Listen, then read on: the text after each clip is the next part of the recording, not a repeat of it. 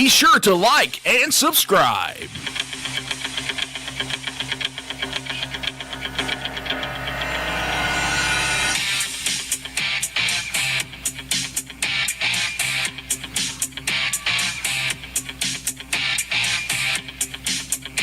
There's still time to share with your friends.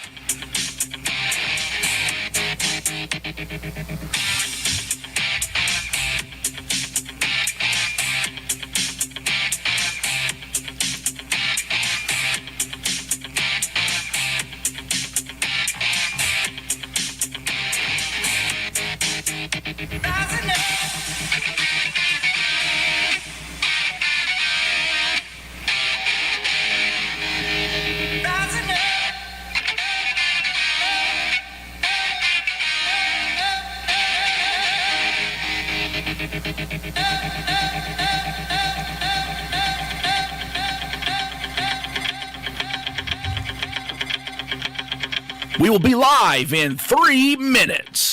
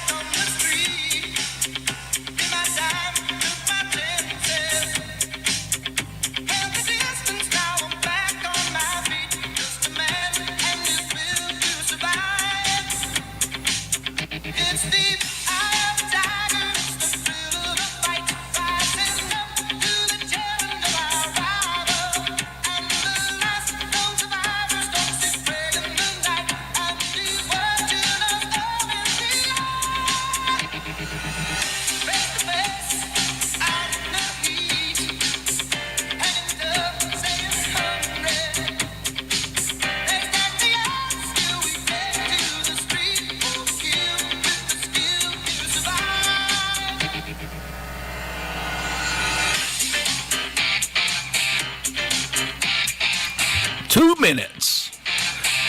Like, subscribe, and share.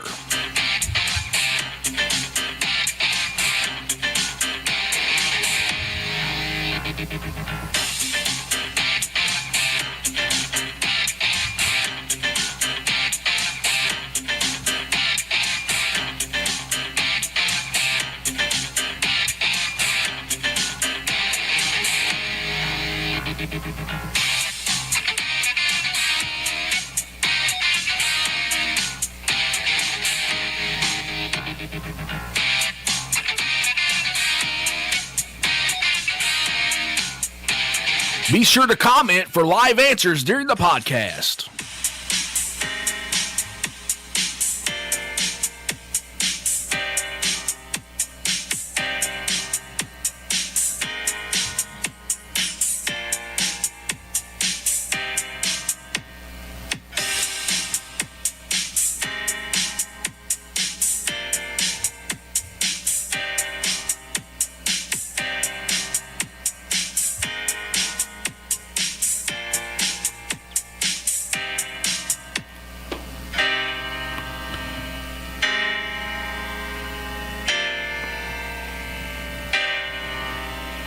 We will see you in studio in 30 seconds.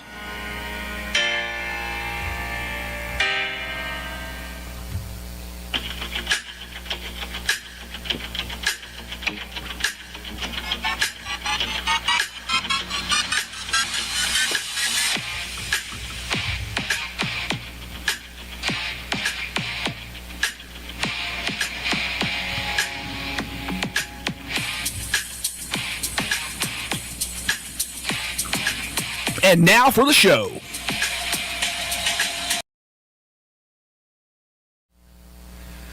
Hello, everybody, and welcome to our podcast, Out There Winning, with James and Akeem.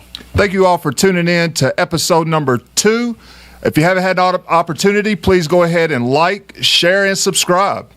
Today in the Winner's Circle with us, we have Brennan, Canada, from the University of Kentucky basketball, a graduating fifth-year senior. Welcome to the show, Brennan. I appreciate you guys having me on. So, Brennan, what we want is, just to have a good conversation with you today. Tell us a little bit about, how you started out in basketball, what you did as a kid just that made you interested. Since, as far back as I can remember, my dad and mom always kind of just put a ball in my hand, whether it was at church daycare, upward with friends, whatever. Just anytime that there was a basketball or goal, I'd always have the basketball in my hand and always be shooting and playing. I'm sure Akeem can kind of relate back to when we played with the Trojans back in, like, I don't know, 2nd through, like, 5th grade, 6th grade maybe. But those were good times. That's kind of how it all started for me. Cool, man. Yeah, so as you're, progressing through, kind of the junior pro days, is there some coaches during that time that may have, stood out during your time during your upbringing as far as basketball is? Oh, for sure. I mean, just going back, every coach, like basketball, baseball, football, always had an impact on you growing up, like positive impacts. But I mean, for basketball wise, I mean, Brad Thomas with Trojans. I mean, you, Mark Hendrickson, Kelly Carmichael, all those guys from, like I said, 2nd to 5th grade. And then middle school, I mean, at that point, you kind of switch coaches every year, and they're in and out. I'm trying to think. I don't even really. 7th grade, 6th grade was Coach Akers. 8th grade, maybe Coach Hamlin, I think. Yeah. But those, like all those guys, I mean, baseball, Ray Robertson, all those guys, positive impacts and positive people in my life. Yeah, you mentioned, multiple sports there, with football and baseball. I mean, how does, obviously you're a basketball guy. How does those other sports kind of, relate to basketball?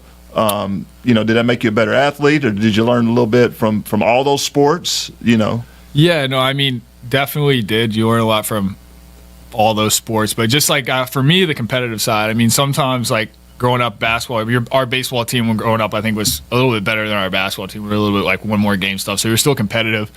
So you get that kind of side of you to bring out when you're at a young age. But also just like the grind and kind of learning like what you got to do, what you put into it is kind of what you're going to get out of it. And I think that's like important at that age too. I mean, I know you're young, but still like just learning to fall in love with something, like that's kind of how it was for me. Like I enjoyed and loved playing all three, but there was one that like I loved more, and I kind of figured that out by doing that. Were you like basketball kind of found you probably because I mean you're tall, you got a skill set, you can dribble, you can shoot.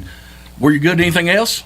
I was good at baseball. Football, I mean, I was fine. Like I stopped playing, I think in 6th grade. Baseball, I played all the way up until I think my freshman year of high school. I enjoyed those, but basketball was like fast paced and just more my speed. And then I kind of just realized like I needed to focus on, I guess, one at the time rather than all three. Just especially with nowadays all the AAU and like all the extra events and extra time you got to put in to get noticed or all that type of stuff. Now I've seen you play some softball.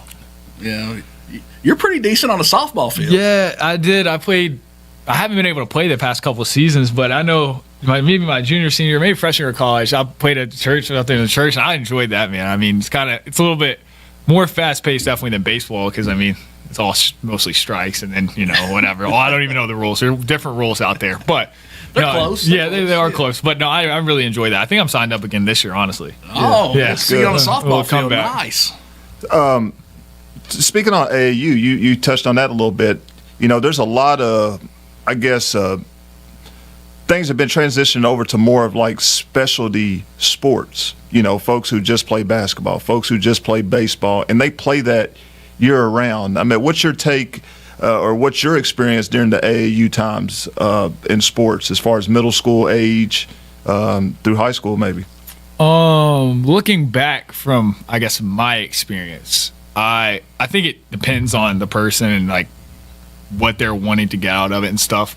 For me, it was, super helpful that I focused on basketball, but I do think I could have played the other sports too. Like, at the time, I don't think I could have, but like looking back, I think it was definitely possible. Maybe until like your junior year of high school, maybe. Right. Like, you know what I'm saying? Or maybe, you can play your senior out. Everybody teaches their own, but I think it's important, especially sports. Like, I think personally, it's just like kind of like the work ethic and like what you put in and after practice and after times. Like if even in baseball season or whatever, if you can still wake up in the morning and go get shots up or do stuff after school before practice, whatever. Like, what I'm saying? There's still time to get that work in, even though you're in another sport.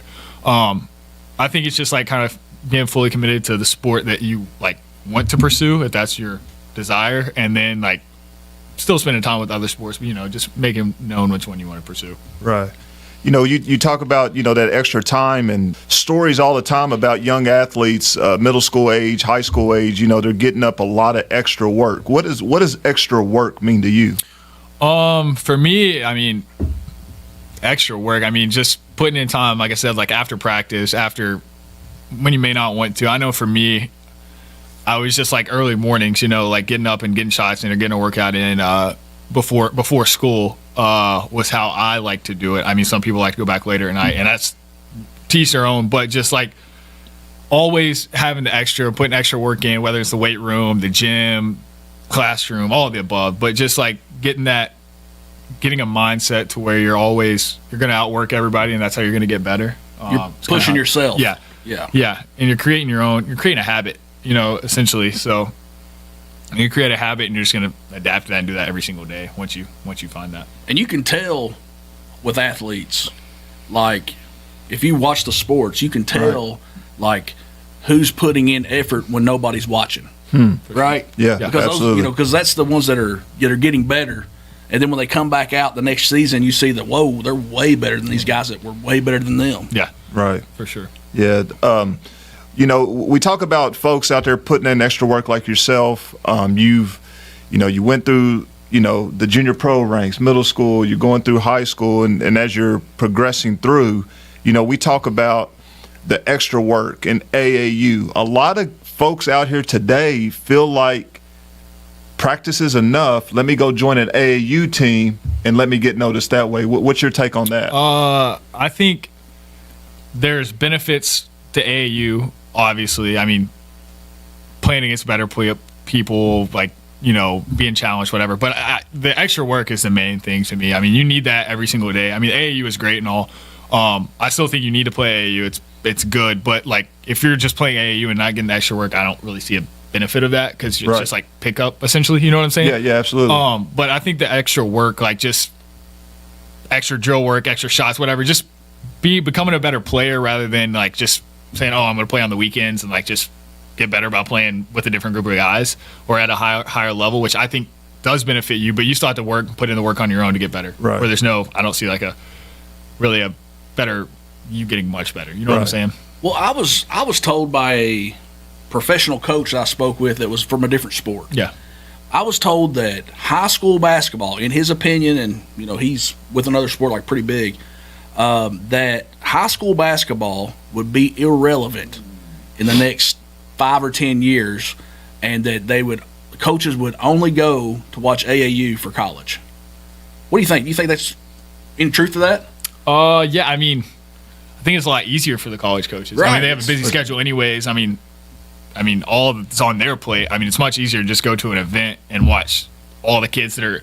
I mean, even at the AAU, I mean, getting noticed at high school games, some of those guys may not even want to play in college. I mean, but if you're playing an AAU event, you probably want to. Exactly. So I know it would be much easier if I was the college coach. I would much rather go there. And right. I mean, you may want to touch absolutely. on that too. Yeah. I mean, Speaking on, going out watching kids, obviously during high school athletics, especially here, in the state of Kentucky, it's the same time during, college basketball if you're practicing and or playing. So it's hard for a college coach unless you have a large staff to be able to go and watch a high school game. So it's definitely more convenient to watch, go to a Rupp Arena, the little auxiliary gym and watch multiple games in one night and be able to pick and choose who folks, would like to pursue. And also I feel like if you do watch them at an event, they're playing against a little better competition than high school basketball, so you kind of really get to see who they are as a player and as a person. Like, you know what I'm saying? But I think you hit on something though. Like, if folks are out there watching, especially from I think from a basketball standpoint, it's great that the kids are playing on AAUs and they're getting surrounded by better talent and so forth. But if you can't master those fundamentals, the dribbling, the passing, get that rebound, getting rebounds, blocking out, IQ, just like right? this, just like it almost being on that AAU, it costs a lot of money. Yeah, it costs hundreds to thousands of dollars, especially when you're traveling. A season. Yeah, a season. Yeah. So if folks are out there listening, just saying from a basketball perspective, you got to master those basics. If you can't master those basics, you're wasting your time and money. I agree. 100%. And I think there's room for like Parks and Rec, even for players that are, above and beyond the talent, just because you're getting reps in, you're getting gym time. Yeah. Right. You know, For sure. so- Yeah. Right now, from a Parks and Recs perspective, being in, a Montgomery County guy, what was your experience like through that? I know we spoke about the AAU team, but from a junior pro, Montgomery County, Mount Sterling. Yeah, I mean, I know I played upward for, I don't really know what age that started. Maybe like 4. Would that be like 4? Maybe 4, Yeah, 5, something 6, like 7, that, something yeah. like that. We start at 4. Yeah, Okay, 4 years old. Okay, yeah. So that's, I mean, started that year, whatever. Did that for 4, 5, 6, 7. But at that point, you're just like kind of making friends and just like having fun. Like Right. you still like enjoy Right. playing. Falling love in it. love with the sport. Exactly. That's right. Yep. So that was good, but I don't remember like the Parks and Rec. I don't know if I ever participated in that. I know I think second grade we started the Trojans little travel right. AAU team, and I mean we played every weekend we could with Right. Mason County, Lexington, Louisville, wherever we could go. Right.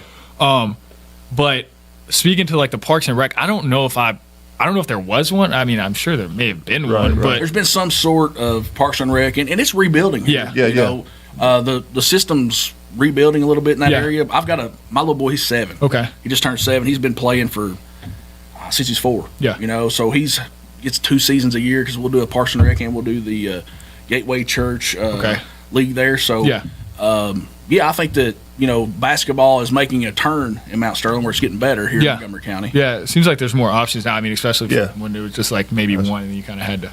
And I think you mentioned a lot of great, volunteers and coaches, that impacted, your upbringing when it came to basketball, and a lot of times it takes those types of people, to really get in the trenches and really develop and cultivate talent, homegrown talent. I agree. No, I mean, just having those like influential people like in your ear or just like helping you be positive and like support you throughout your childhood, especially, it just goes a long way. Like, especially when you're growing up and like, I don't know, just going through high school, you maybe like have a bad game or struggling during the season, whether shooting slump, anything like that. Just like knowing who brought you up and those people are still there supporting you, like at every one of your games, regardless of like if you have a bad game or not. Just it goes a long way for sure. Right. Yeah. For those just tuning in, we are speaking here live with Brennan Canada, former UK guard, right out of Mount Sterling, Kentucky. Brennan, you had a bunch of games with Montgomery County in high school, and then you made a change. How long were you here? 2 years? Yeah, this is my freshman and sophomore year. Freshman and sophomore year, and then you made a change to hop over to Clark County. What kind of went with that move, I guess? Yeah, it's just kind of a better fit for me and my family. My dad works in Clark County, so it was easier for him. And for me, just making new relationships, kind of like opening doors, kind of just like making me kind of uncomfortable, taking me out of my shell, kind of making new friends. They had a good basketball team. I just happened to be an extra part of it, just kind of going there. And I enjoyed it, man. I mean, it helped me become the person I am today. Just like kind of facing a little adversity. Broke my leg my sophomore year and kind of just getting a new fresh start my junior year. So it helped me out a lot. Helped me like through college. It was way easier for me to make friends because, you're going into like kids you grew up with, friends for your whole life, and then like you're not with them anymore and you're with new people. So just kind of building those relationships, all that type of stuff. So it was super, super helpful. Right, and you're kind of one of the you're on the text group, right? I mean, your generation is a texting generation, not a talking generation, Right. So I guess being able to hop over and have conversations with people was that tough when you started out, or I mean, honestly, no. I prefer to talk on the phone rather than text. Okay. Personally, I like I'm really that. bad at Me texting. too. I haven't read text messages. But no, it wasn't too bad. It was everybody there. Everybody there was super like helpful with me, like putting me in the right direction with like classes, people I need to hang out with, meeting new people. Like, oh, you should like, I'm introduce you to him because you have this in common, whatever. So it was super helpful. Created friends really fast. I mean, I went to school there like the last couple weeks of my sophomore year, I think, if I remember right. And I had friends for that summer, just awesome. from those 2 Yeah. weeks, So it was, that was super. It was good to fall back on rather than just like kind of being out of luck that summer. You know what I'm saying? Right. So Right. Yeah, so you kind of, like you said, you played at, Montgomery County High School, and then we transitioned over to, GRC. Talk about the differences from here and there, and maybe the coaching style or play and so forth. Yeah, I mean, when I was in Montgomery County, it was I enjoyed it. I loved Absolutely. everyone that was here. I mean, coaching staff was great, everything. It was definitely a little different over there. I mean, in high school, a lot of people do the same way, things the same way, like this, that, whatever. Over at GRC, I mean, I feel like there was, I'm trying to think, like, maybe like a little bit more like intense, I guess, kind of, not like much Overly. difference, but Yeah. like Urgency. yeah, it was like Urgency a little play. bit like that kind of thing. But I mean, I was super happy when I transitioned. I mean, like it seemed like everybody around it was like super bought into it too. Like most of those guys on GRC played basketball. Like we could still have practices like out of season. We had a couple guys play football that would come in a little Come late. over But later. yeah, but for the most part, that was super different for me. I mean, I feel like in Montgomery County we had a lot of guys play like a bunch of different sports. So you may have 4 or 5 kids at open gym rather than a full team. That was something that stood out to me. Other than that, man, I mean, everybody just loved being in the gym at both places. Don't get me wrong, both places, like everybody Yeah, absolutely. loved basketball and stuff like that. But both places were great experiences, and both helped me out in many different ways. Great. Everybody, we are talking with Brennan Canada here on our podcast, Out There Winning. We're going to go ahead and take a quick break. Just remember, later on in the show, we're going to do a questions and answer portion with Brennan. He's agreed, so have your UK basketball and anything questions. He said he's answering them all. But here's a word from our sponsors. Out There Winning podcast is brought to you in part by Dubby, your taste buds' favorite energy drink. Follow your bubby over to Facebook and click on the W. Get a 10% discount with our code Out There Winning.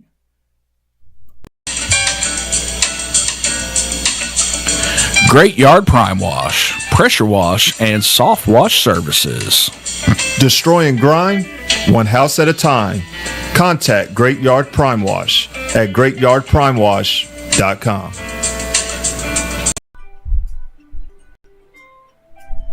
Pool Brothers. Turn your backyard into a dream oasis. Complete pool installations from start to finish. Contact Pool Brothers at poolbrothers.com.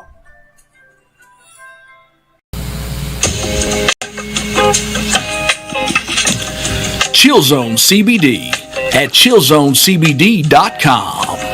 Discover the natural benefits of CBD with our premium products. Whether you're seeking for relaxation, relief, or rejuvenation, our CBD's offerings have you covered. Your journey to natural relief starts at Chill Zone CBD. chillzonecbd.com.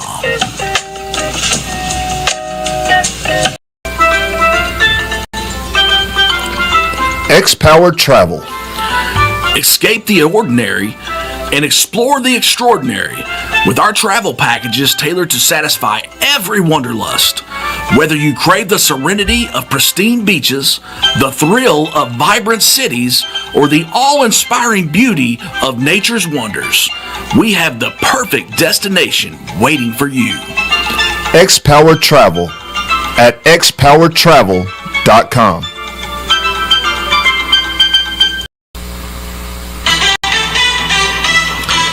Next Level Entertainment. Elevate your event to the next level with our premier mobile DJ services. Whether you're planning a wedding, corporate event, birthday bash, or any special occasion, our professional DJs are here to keep the party rocking all night long. Find us on Facebook at Next Level Entertainment.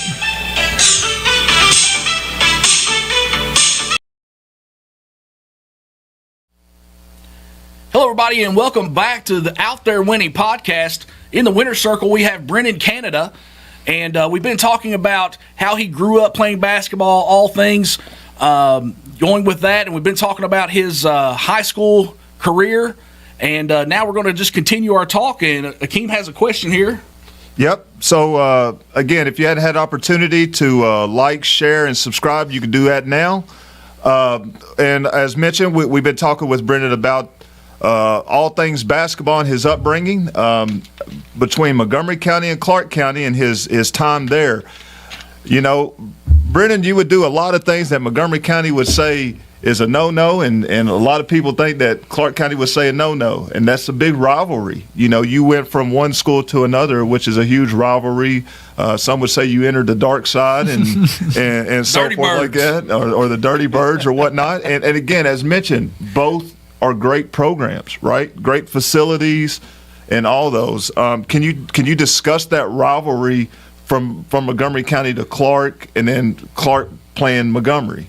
Yeah, I guess my freshman year was, I believe we did. We beat Clark twice my freshman year, so that was a big deal. It was kind of I wasn't in middle school. You're not really aware of it's a rivalry, but you're not like, oh, really, what is it? Right. But no, I mean, my freshman year we won both times, and I kind of got like the gist of it. You know, like you're in the games, you're playing, crowds. It means something to the crowds. You know.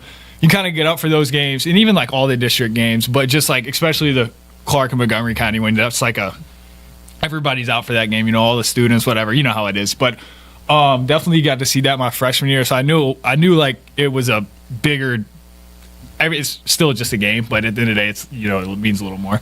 Right. So and then my sophomore year, I wasn't able to play in either one of those. Broke my leg, so I only got to experience it in Montgomery County twice. And then at Clark, it was kind of the same. Actually, we viewed every games. They were a little different, kind of. Right. We just kind of like every game. Yeah, it wasn't like anything different, you know. And that's Right. kind of I kind of got it was a different like mindset there, I guess. Like it was just like, every game's like you would treat every game the same way. Like if you're wrong, if you're playing, I think we opened the season with my senior year, maybe Bath County, and like we viewed that game the same as we viewed Campbell County in the region championship. Like there was no difference, you know. But just like. Everybody knew like the district games mean something because you're trying to get the number one seed. You want to be best team in the district, whatever. So definitely the rivalry definitely meant something. Especially, I mean, it was a little weird for me, obviously transitioning from Montgomery to Clark. I mean, the first game against your boys you grew up with was, it was weird, like seeing them in different, like me in a different jersey and looking at them and going like, well, it's whatever. But no, it was fine. I mean, it was fun to play. I mean, against your friends and stuff like that. Yeah. But I mean, it wasn't like really any different, right? In a way. Yeah, just competitive and like as you mentioned, just different mindsets for different folks. So as you're transitioning from Montgomery to Clark, and obviously playing on some AAU circuits, right? Mm-hmm. You finally are now a highlight, right? Coaches are out there highlighting you now on the recruiting trail. Do you recall your first school inquiry? Yeah, actually, I was kind of like unaware, I guess, of how exactly the whole process took place because it hits you like fast. I mean, but I guess you're a junior when they can call you? Yep. First summer, whatever, someday in the summer. I don't know. I was about to go work out at GRC. I just moved, whatever, Troy University. I don't even know if it's in Alabama. But we got a softball player going to Troy. Okay. Yeah. So Reaganoni. Yeah. So that was the first school that called me, and that was on that day. And I didn't really know if anyone was gonna call me, but sure they did, and a couple others. I can't even remember. I mean, there was a handful, and then you just kind of see how that goes throughout the summer. But yeah, that was like the first one I got. Okay. Division I wise on that day. And then it progresses. You roll into your senior year, and then you've got schools, other schools looking at you, bigger schools. Yeah. Who hopped on your senior year? It's the whole recruiting thing's weird. I mean, you know how it is. It's like, especially if you're not like going Power 5, it's a little weird. Like the scholarships matter. Like, you know what I'm saying? Like if you don't take it, well, then the next if somebody hops onto it before you, then it's gone. You know what I'm saying? Like you never know like what's going to happen at any given time. So it's kind of like if you get it, you might as well. You may want to hop on if you think that's somewhere you want to go. So I was contacting Marshall a lot. That's who I was like. Oh, I liked. I mean, I was Radford. There was Lehigh. There was like some schools up north. And there were some schools like Air Force that It's everybody I in between, entertained, right? but like I didn't, you know you're not going there, but you entertain everyone. You know what I'm saying? Yeah, absolutely. So Lipscomb, Bellarmine, just like, you know, a bunch of schools that are just like kind of the same mid level teams, you know.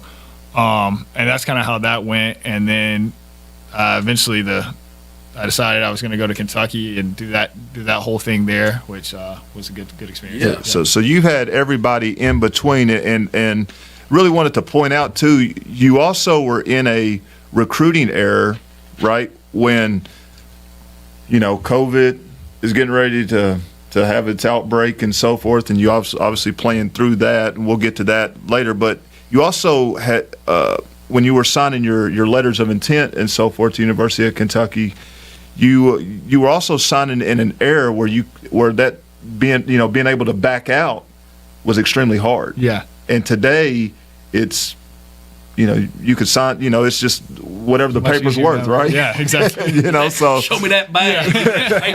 yeah, show me that money, right?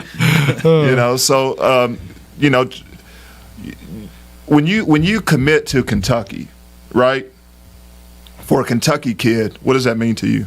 It meant a lot to me. Everything. I mean, you grow up like watching all the UK games. Whenever they play, you know, you're staying up watching with your family, whatever, enjoying those times.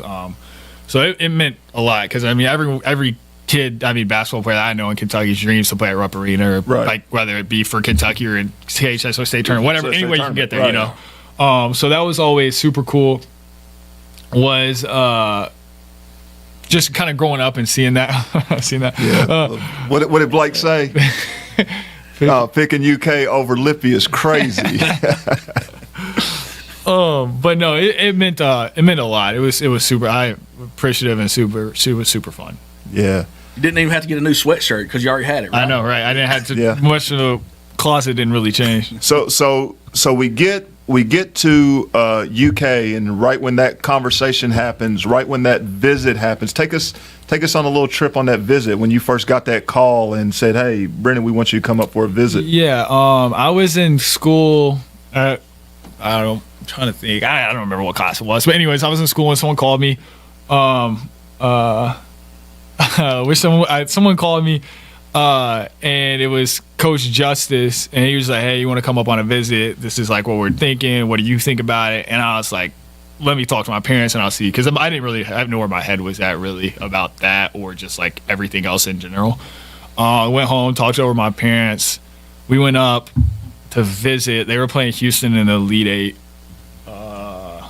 Went and visited the day before they left, so it's like we went and watched practice, went with the coaches and stuff like that, see how things were ran, all that. Did that. I was like, okay, yeah, I'm interested, whatever. So they played their games, whatever. They came back. I went on another visit with just me and my mom. We met with Cal, you know, did that whole thing, found out, toured campus a little bit, see how things were. Right. Then went back home, went on another visit, and it was like, yeah, this is what we're gonna do. So that's kind of how it took place. You know, just a couple visits, talk, meet everybody, see if I'm a good fit. Took you way longer than it took me. Oh yeah, it was a couple visits. They wasn't asking me.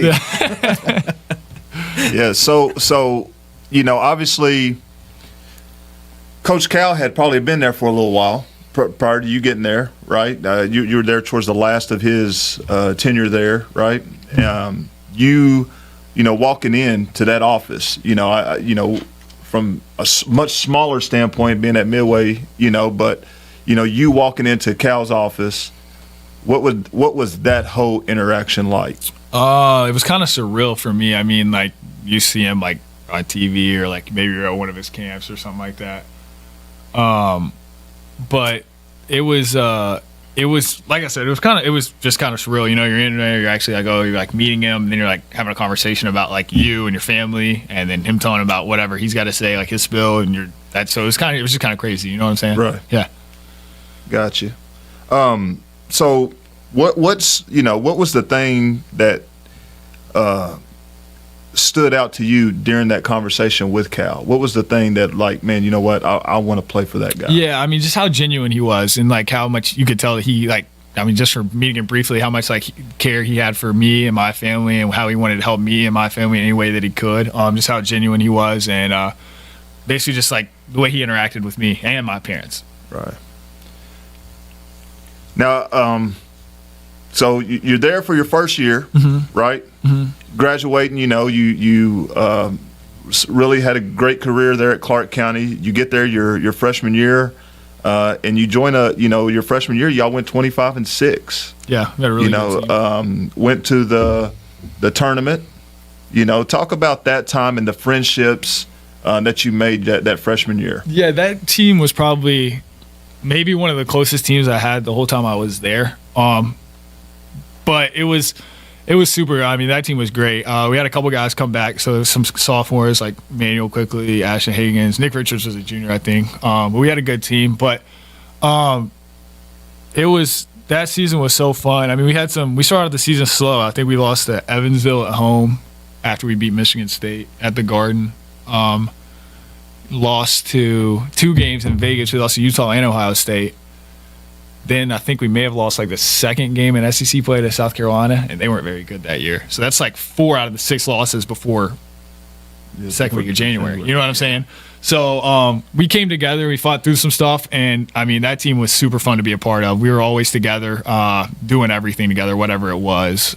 Practices were great, competitive, super competitive. Those guys really loved, all of these guys loved to be in the gym, but just super competitive and grateful for opportunities that everyone on that team had. So right. We still, that team, we still talk all the time, just group chats or whatever, individuals, whatever. Gotcha. Then we go into the sophomore year. That was when COVID was at its peak. Yeah. A lot of athletes during that time were getting sick and weren't unable to play. Fan attendance was very low. And obviously a lot of folks, a lot of teams didn't get to play their full seasons. Right. And that would probably be, if we not even take a look at it, but it's probably one of the worst seasons that Cal, had in that tenure. But it, obviously due to COVID, 9-16. Talk about that. What COVID and how it impacted maybe your game and college in general. That what's it called? That season was super weird. I mean, all the rules you had to follow just with the COVID testing protocols. Like, I remember we were in the lodge and you were essentially confined to your room, so you couldn't go interact with the guys. You know what I'm saying? Right. So the only time you're really together was at practice, which was really tough because you're in practice for so you wake up and I think COVID test was 6:30 a.m. every day. Yeah. Gosh. And then you go back to sleep, whatever you do, and then if everybody's negative, then you got up. Practice would be at usually 2 or 3. So you'd go lift, whatever. And it was really hard for guys to get extra work in because you're in a window of when you could be in the gym. So right. Essentially it would be 1 to 5. You know what I'm saying? Yep. And then it was really tough to come together whenever you're not spending time with each other. You know what I'm saying? It was just really hard to get those connections. But you had to wear little chips on your practice shorts. And it would if you were in contact with people for more than 15 minutes and you have to go to what's it called? Quarantine. Yeah, and so forth. Exactly. Yeah. So even if you don't have it, so it was just really crazy rules, that you had to follow to try to be successful. So it was really challenging. And like you said, there's no fans in the stands at any of the games. You know, right. Very few. What's that like? I mean, play with you used to feel like a practice instead of a game. Yeah. Sometimes you have more people at practice than you. I mean. Yeah, you know what I'm saying? Yeah, I mean, it was super strange. It was even different from an empty high school gym because you probably have more people than too. But it was just super spread out and there's no really engagement. You know what I'm saying? Yeah. You're just kind of there, you and your team that you rarely get to see because you're in your room. But right. The good thing that came out of COVID, obviously, was the ability to be able to extend one's career. Right, being able to get that extra year, that grad year.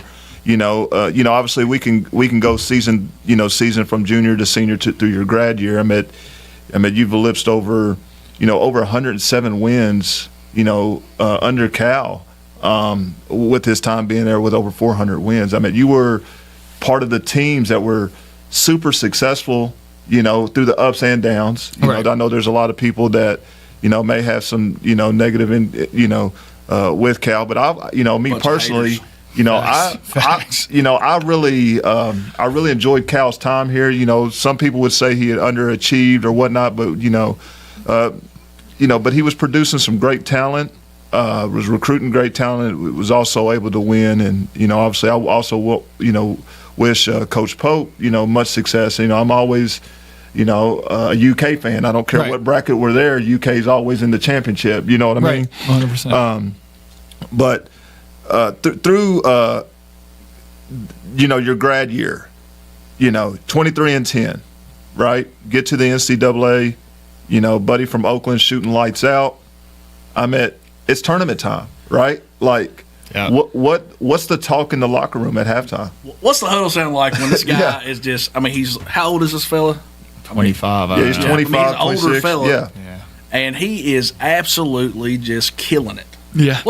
What's that sound like in the locker room? What can you say? Right. I mean, like, what do you know what I'm saying? It's Yeah, like when somebody's on, it's on. It's like watching Billy Ho from White Man Can't Jump. You Can't Jump. Just he's in a zone. Yeah, I Right.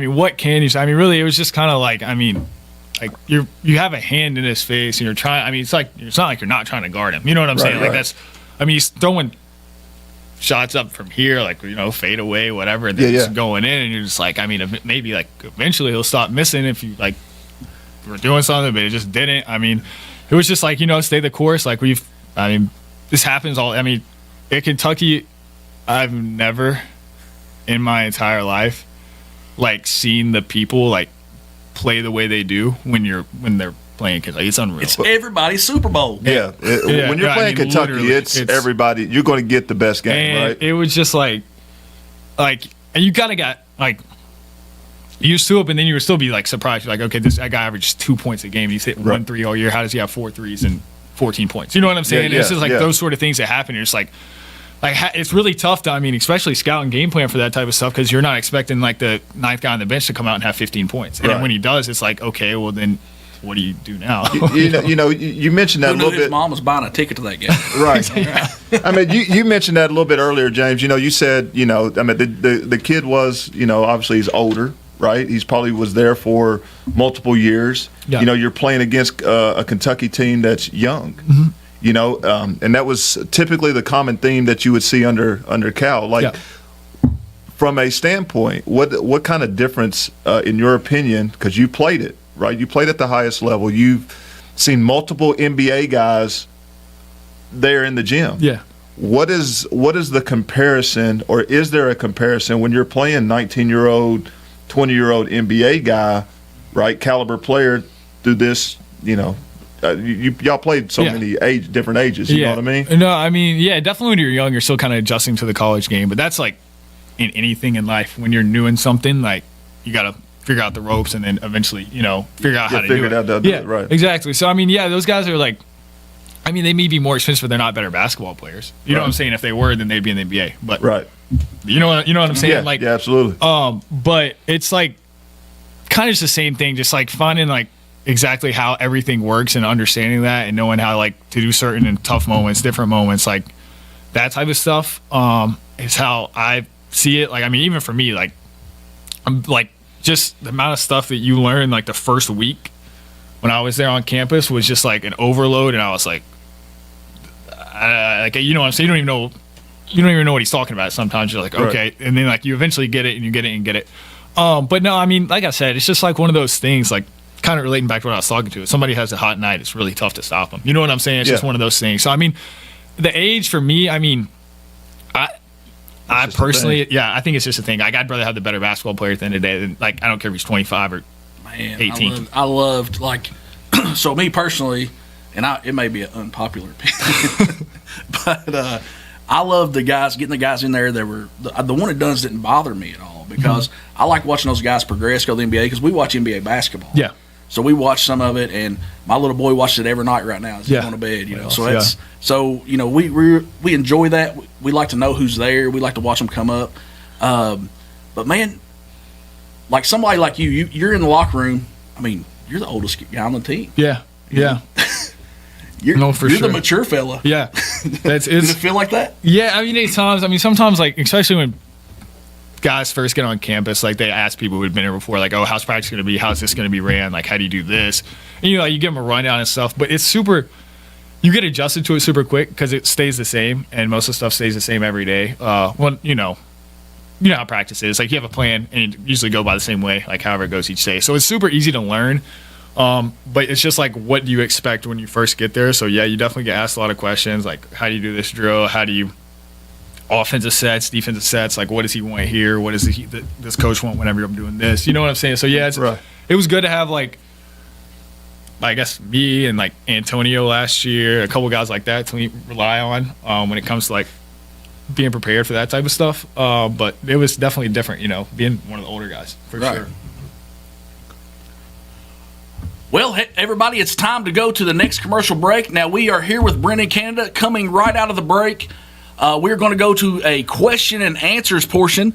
I've seen a few questions go across the screen. We're going to try to backtrack to some of those if we can, but if not, go ahead and ask them again because we'll see them. Out There Winning podcast is brought to you in part by Dubby, your taste buds' favorite energy drink.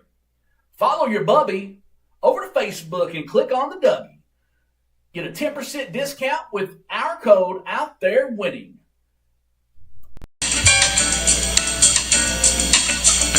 Great Yard Prime Wash, Pressure Wash, and Soft Wash Services. Destroying grime, one house at a time. Contact Great Yard Prime Wash at greatyardprimewash.com.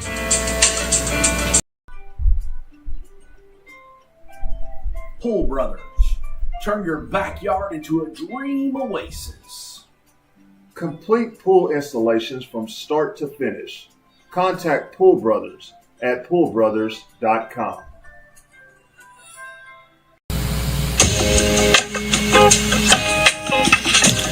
Chill Zone CBD at chillzonecbd.com.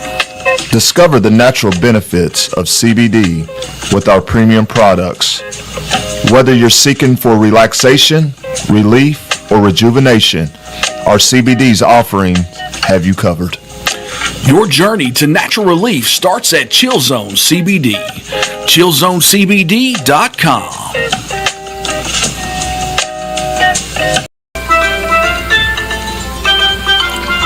X-Powered Travel. Escape the ordinary and explore the extraordinary with our travel packages tailored to satisfy every wanderlust. Whether you crave the serenity of pristine beaches, the thrill of vibrant cities, or the awe-inspiring beauty of nature's wonders, we have the perfect destination waiting for you. X-Powered Travel at xpoweredtravel.com.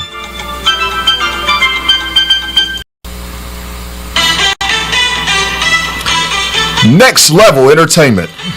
Elevate your event to the next level with our premier mobile DJ services. Whether you're planning a wedding, corporate event, birthday bash, or any special occasion, our professional DJs are here to keep the party rocking all night long. Find us on Facebook at Next Level Entertainment.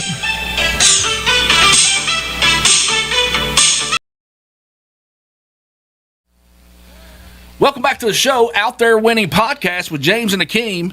We have Brennan, Canada here in the winner's circle, and we're going to go to some questions and answers. We'll kind of hop right in with these. I know Blake Thomas was talking about some golf a second ago. What's he talking about? Oh, I think we got a men's league match on. It was supposed to be Thursday, but I can't play Thursday either, so I think we're playing it tomorrow, but Blake's not in town, so I think he has a. He left town on you. Wow. I'm leaving town too, so I don't know who it was on, but we're making it up tomorrow. So y'all got like a little men's league? Yeah, at the Winchester Country Club, we're playing a men's league. So okay. There's a bunch of those guys out there, and then you play every Thursday. Well, are you any good? Yeah. Tell us about golf. I'm like a Blake seems to think he's better. 14 handicap. I'm not great. I just like out there having fun, not friends, but that's about it. That's a good deal. Good deal. What else is up there? Let me see. Ain't no other ones on there. Let's see. We catch a question, we'll go ahead and hop back to it. Let's talk about Cal produced over 40 plus NBA guys. Yeah. And a lot of those guys were during your time. You know what I mean? In your opinion, if you had some rankings, who's your top, guy that you played with? Yeah, for me, it's probably, I don't know, every single one of the guys are great basketball players, you know what I'm saying, and just obviously so amazing, and like they're that talented at basketball, For me, probably Tyrese Maxey, my freshman year, it's kind of opened my eyes. I mean, he had a pretty good year at Kentucky, but I mean, like an NBA took way off, you know what I'm saying? Right, I just kind of always knew that he was capable of that. He's such a hard worker and like his mindset. But I mean, all those guys, Tyrese, Manuel quickly, I mean, You play some great talent. Ty, I mean, the list goes on, but just a bunch of. You still keep in touch with those guys? Yeah, I mean, we talk. Like I said, each team has a group chat, and hit each other up in that whenever something comes up or just whatever. But then, you talk to some of those guys you're closer with on weekly basis, whatever. Just tap in with them and see how they're doing and stuff like that. So I got to ask you this. This hit the. I saw it on Facebook either today or yesterday. Big shout out to Chris Hatfield. Yeah. Did you know that Reed Shepherd had a 42-inch vertical? I mean, did you know that? Does he show it all the time? Well, so like the vertical likes arms too. So like some of those guys have super long arms and like they don't have to jump as high, Yeah. And his arms aren't like super long. So like it was. I mean, you always knew he could jump like super high because like his arms are just like normal length and he's still touching like the top, like touching the top of the square. You know what I'm saying? You don't see him dunk. I mean, he gets up there pretty good. So yeah, I mean, I thought that was crazy. I never knew exactly how high he could jump, but like I'm not super surprised. You know what I'm saying? So there were only like 22 people ever do that in the combine. Yeah, I'm sure better. Shaden Sharp had to be one of them because he jumps out of the gym. Yeah. I remember he was there. Yep. He had like a 40, I don't know what, like 48, maybe 47. So during your practices, right? I'm sure there's NBA scouts in there all the time. Yeah, for sure. But what was the average? How many was I think in it there just at a depends time? on the week and just like that. I mean, there's always someone in there though. Yeah. You know what I'm saying? Like Who was in there most frequently? Which NBA team was in there most frequently? Dude, they were all. I mean, it just like you kind of got so to a point you didn't even really pay attention. You know what I'm saying? Because they're just like in there every day. It's like, oh, they're supposed to be here. Did y'all have much interaction with the AD, Mitch Barnhart? Oh yeah, he would come around to practices and be on the trips and stuff like that. So you would definitely interact with all those people, like in the athletic department, whatever, like roles, whatever. So you definitely have like relationships with all those people for sure. So it felt kind of normal, I guess. It just feels normal. Yeah, they're just those people are in the gym, like they're just it's like they're supposed to be there. You know what I'm saying? Like for some people, you're like, oh, well, that's like wow, but no, I mean, yeah. Maybe elaborate a little bit, because we wanted to obviously talk about your basketball career and so forth, but your how has UK prepared you?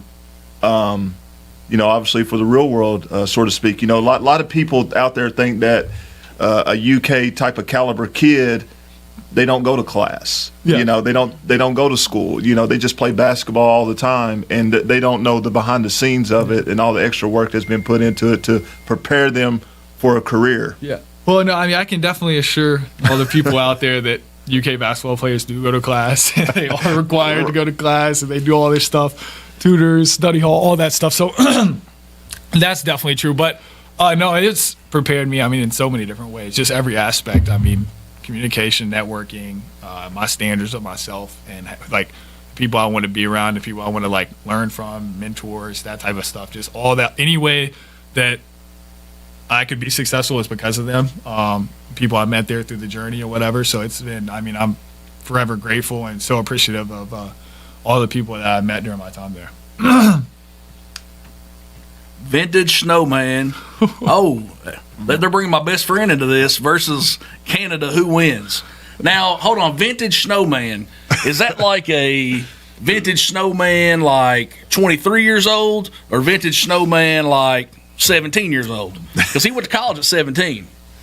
That was true. Yeah, because he was young. Berea College. Yeah. He definitely, if he would have waited till 19 to graduate, I think he could have went D1. No question. Yeah. No, he's still pretty decent. Yeah, Snow's good, Oh, yeah. man. I mean, 40, was he 42? Is he? I mean, he's still. I mean, you see him in We're the men's old league. He's guys out there now, yeah. dunking still. Yeah. It'd be crazy to bring back an alumni game, wouldn't it? Oh, it would be nice. We almost got one on the men's league team. Camargo League Snowman. Camargo League Snowman. So he's in his 20s. Okay. Okay. 18, between 19 and 20. I'll tell you what. Just because I'll vote in and I'll take the Snowman only because, well, not only because he's really good, but he's my best friend. I got to take him. Yeah. I mean, I back him every time. For sure. They both bring different aspects of the game for sure. I think Snowman probably get him down low, but I think you bring him out to the top. I think Brennan's going to outshoot him. Brennan does move well with the ball. Oh yeah. I mean that's it, and the shooting he shoots. I mean he went off that last week. He remembered his Trojan days. Yeah, I did. I had a little flashback. I think I just need to take a month off every time or 3 weeks. I hadn't touched a basketball. Man, you had like 50. I don't know how many points you had because in that league we're in, they keep track of the score, but they don't keep track of individual stats. Yeah. But I know you had 40. I think you probably had 50. Getting into the next segment of this piece, because again, you came in Kentucky, right? Yep. Around 19. What do you say? Both beating Will Toy. I have heard that Will Toy is the best dunker to ever go through Montgomery County High School. I heard that. And you can imagine who told me that. It was Will Toy. He can get up there though. He can jump. There've been a lot of folks that come through here. We're friends, so I give him a lot of crap. I know he can jump. I don't know about best though.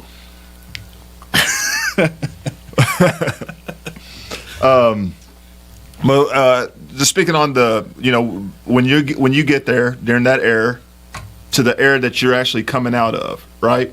Meaning there was no NIL, now there is. Yeah. How has that changed the game, and how does that change from a locker room perspective? You know what I mean? Yeah.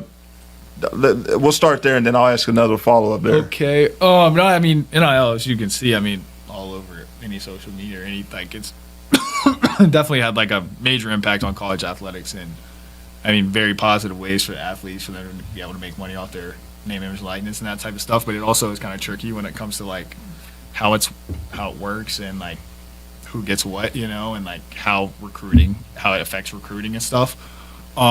And then relating to the locker room, for the teams that I was a part of, it never affected any of us because like we just didn't really. They knew it was going to make it anyway, right? Did the money change the attitude? I guess. Yeah, it did. Yeah. So everybody was. I mean, that was like.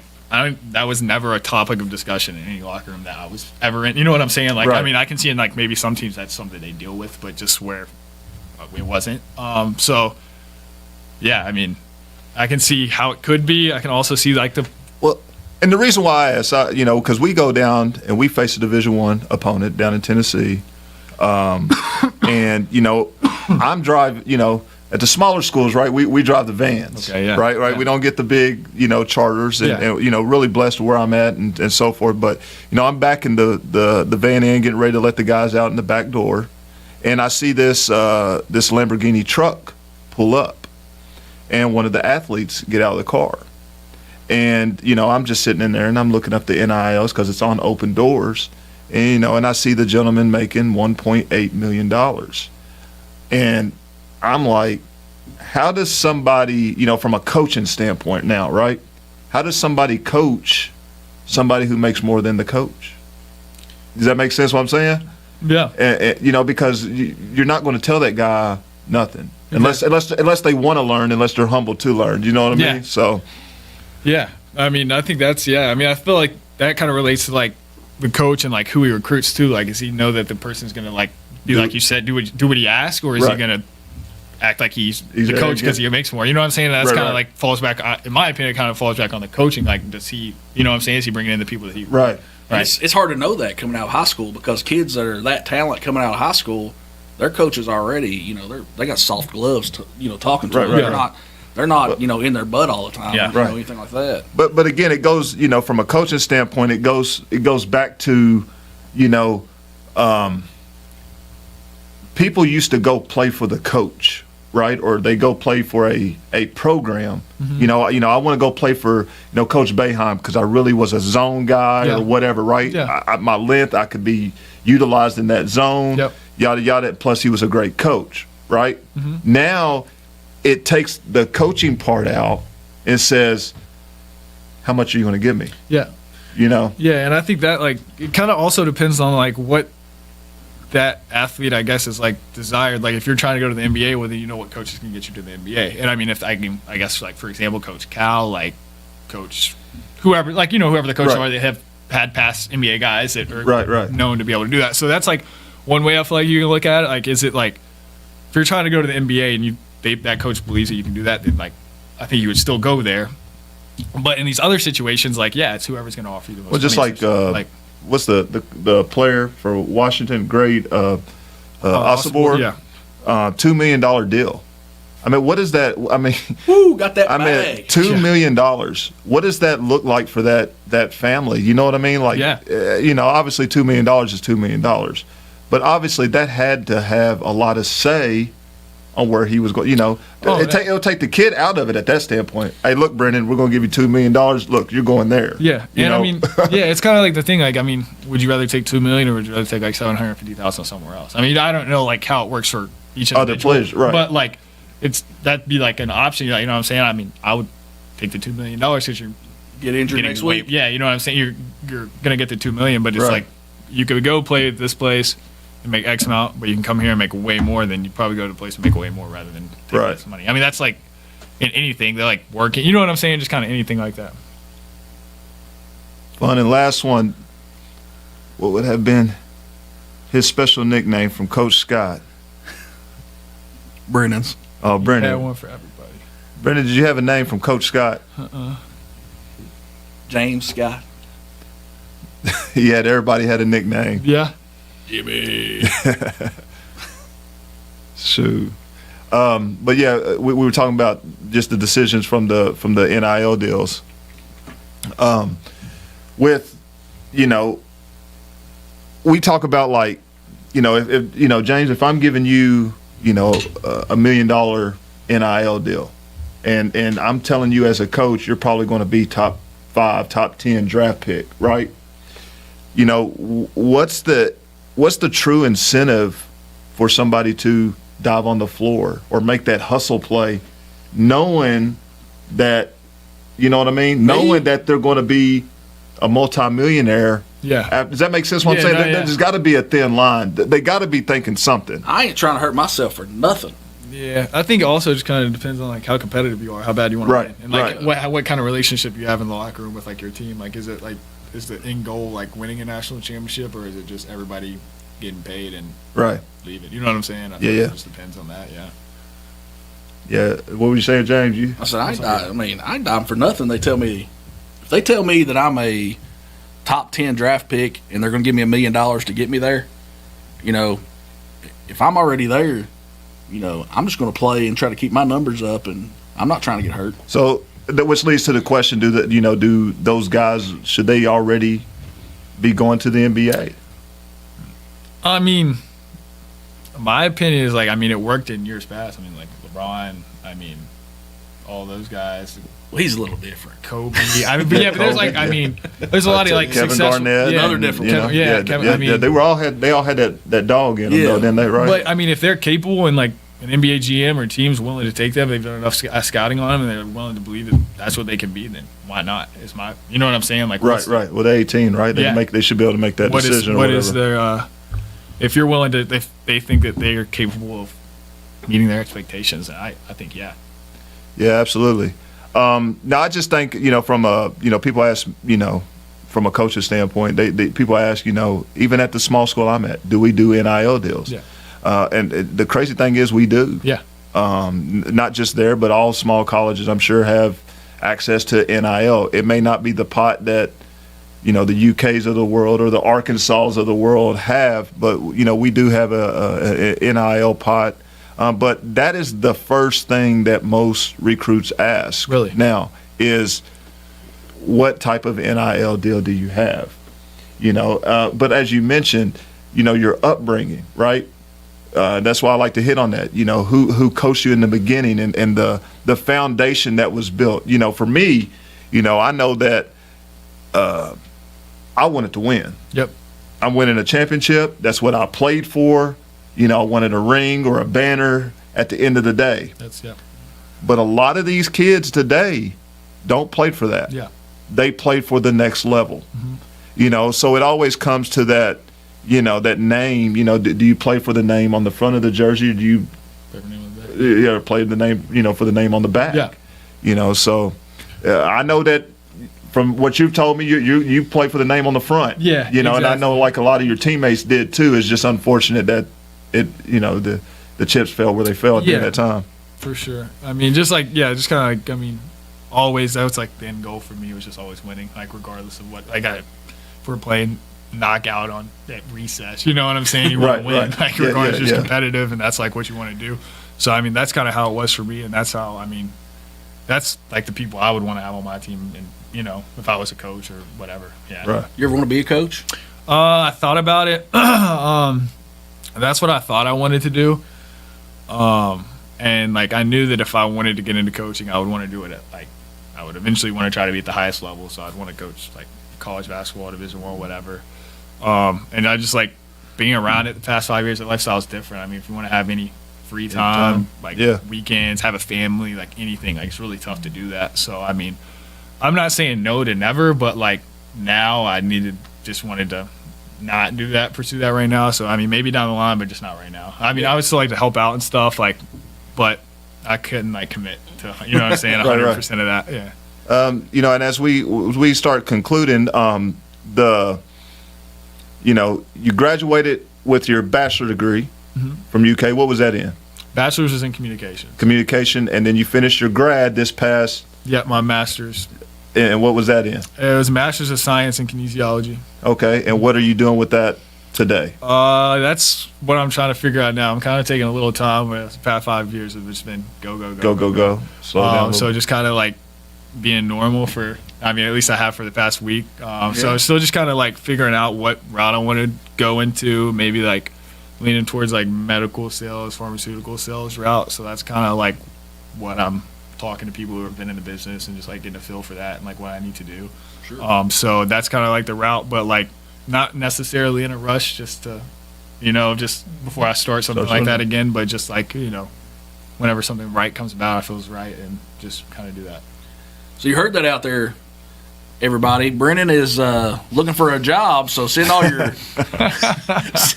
your requests over to Brennan Canada. No, Brennan, we appreciate you coming out, man, and you know, obviously we wish you a ton of success. I appreciate you guys having me. Yeah, man. Yeah, I enjoyed it. All right, everybody. That's going to conclude our show here with Out There Winning Podcast. Thank you for watching and listening. And remember, everything you're doing out there, be out there winning.